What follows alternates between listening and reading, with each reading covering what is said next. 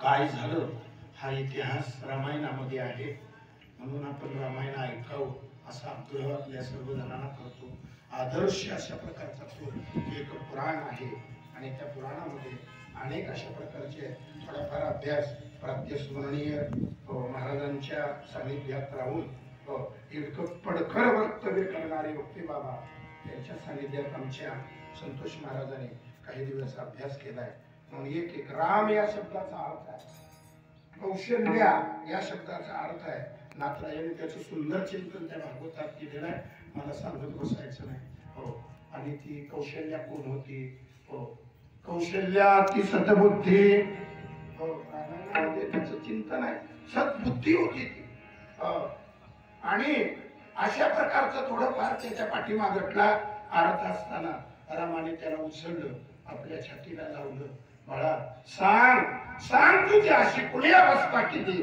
त्याने सर्व घडलेला इतिहास माझं आणि त्या दुष्ट रावणाचं आईच्या मुखाचा आवाज ऐकून मी जाण्याचा प्रयत्न केला आणि ज्या ठिकाणी युद्ध झालं त्या ठिकाणची जागा ते काळेगावच्या जवळची होती, काळेश्वराची मूर्ती तिथं त्यांनी स्थापन केली आणि त्याचा तो उत्तर केला, उत्तरेश्वराचा होता तो आणला आणि कुठे ठेवला तर ज्यात पिंपरी म्हणून वास्तव्याला आहे त्या ठिकाणी त्याची उत्तर क्रिया केली आणि प्रभू रामचंद्र गर्गेश्वराची अशा प्रकारची मूर्ती त्या ठिकाणी, बाणेश्वराची अशा प्रकारची त्या ठिकाणची मूर्ती त्या सर्वांना आपल्या दादाच्या पाठीमागे गणेशगिरी महाराज म्हणून त्यांचे आजोबा होते, त्या काळातली ही कथा आहे, त्या काळातली।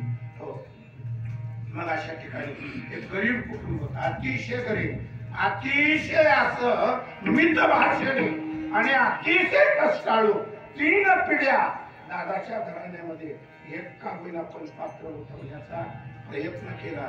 दुर्डीत 2 भाकरी व्हायच्या गणेशगिरी महाराजांच्या काळामध्ये बरेच दिवस। कोणीतरी अचानक असं यायचं की टोपल्यातल्या भाकरी आबा समध्यात द्यायला लागायच्या, दोघं नवरा बायकोनी त्या भाकरी ताटात वाढायच्या, पाणी घ्यायचं, विठ्ठल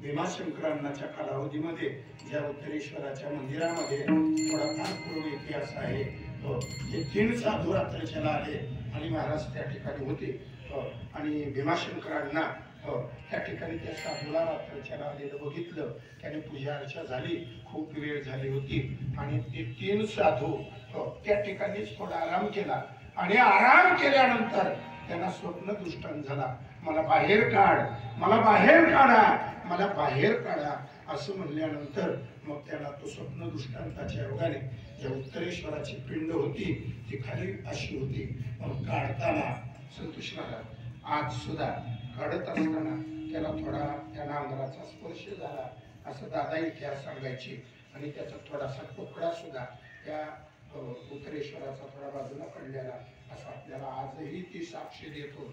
मग त्या साधूच्या सांगण्यावरून त्याने वर काढलं, वर काढल्यानंतर भीमाशंकरांना आपल्या प्रपंचातून जे काही आहे त्याच्यातून त्याचा जीर्णोद्धार थोडाफार केला आणि त्या मंदिरामध्ये अविरत पारा दिला, रात्रंदिवस पारा दिला, दुसरं कामच कोणतं केलं नाही। 60 वर्ष वय जाते आणि त्या ठिकाणी ते पारा देतात रात्रंदिवस। दिन रजनी आची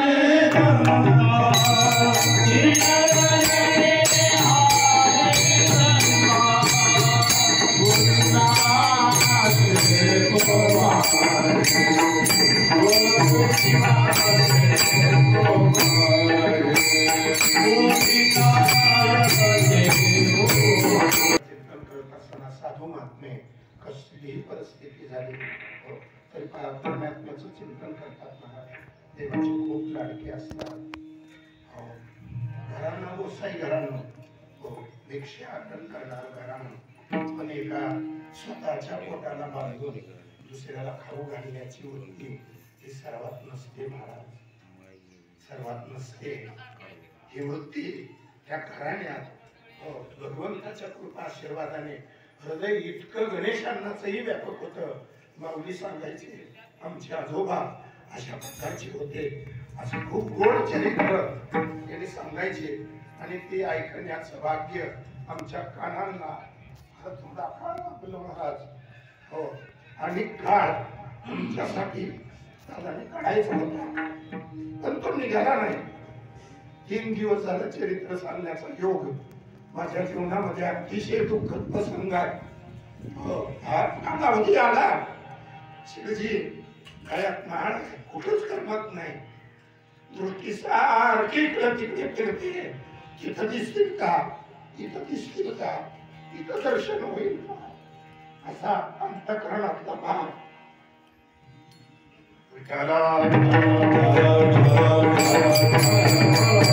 अध्यात्माचे धडे देणारे सद्गुरूंचं कृपा हो आम्हाला वाटतं आमच्या गुणाधिकारांना हात निघून गेलाय. हो, मी 52 दिवस झालोय. माझी दृष्टी त्यावेळेला हो माऊलीचं निधन झालं त्यावेळेला कानावर पडलं. हो, खरंच म्हणून महाराज एक मोठा घातला एवढं दुःख झालं. काही वाहन नव्हतं माझ्याकडे त्यावेळेला. गाडी आली आणि त्या गाडीनं बसून आम्ही जाण्याचा प्रयत्न करून मीच नाही माऊलीवर प्रेम करणारा लाखो समाज मिळेल त्या वाहनाने शासनाचे आभार मानतो आम्ही आजही. त्याने तिजून गाड्या सोडल्या, कळंबून गाड्या सोडल्या, लातूरून गाड्या सोडल्या, धाराशिवून गाड्या सोडल्या, बीडवरून गाड्या सोडल्या. चहू बाजूनं माऊलींच्या परिवाराला माऊलींच्या निरोपासाठी म्हणून येता येण्यासाठी म्हणून खूप मोठं सहकार्य केलं आणि तो दिवस म्हणजे आजचा दिवस आहे.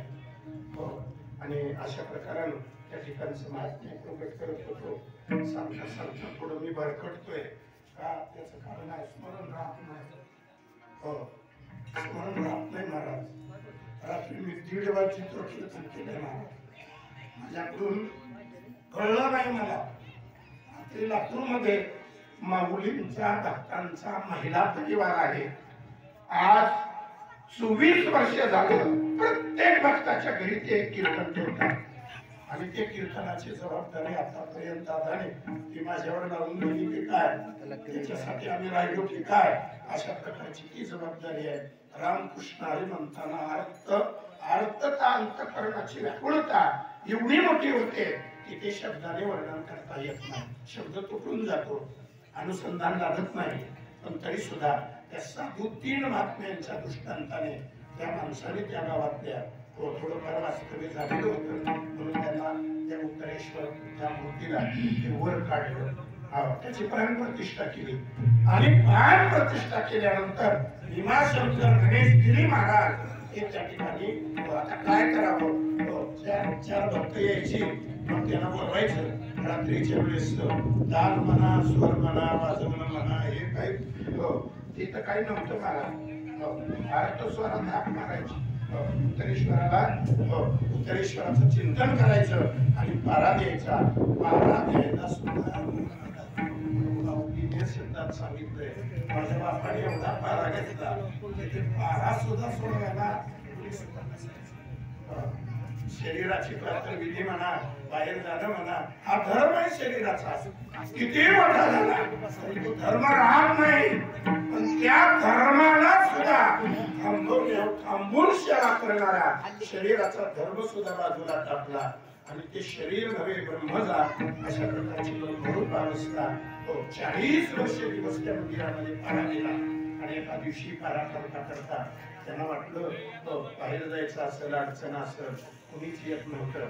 त्यावेळेला उत्तरेश्वर भगवंताला हात जोडले. तेव्हा ह्याच्यासाठी माझ्या मनात बोलू शकत नाही पण मुलं बाळ व्हावी, कशाला व्हावी त्याचं कारणच आहे की स्वतः घरातला जो धर्म आहे तो धर्म चालला पाहिजे. धर्म न राहणं याची शिकवण आपल्याला जगाला देता येईल. धर्म महाराज या ठिकाणी आणि 8 दिवस अशा प्रकारची अवस्था झाली.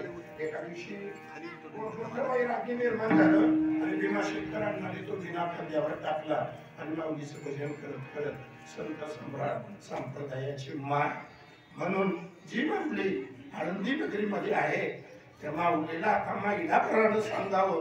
तो माझे शब्द नाही, शब्द माझ्या सद्गुरूचे शब्द आहेत. त्याने सांगितलं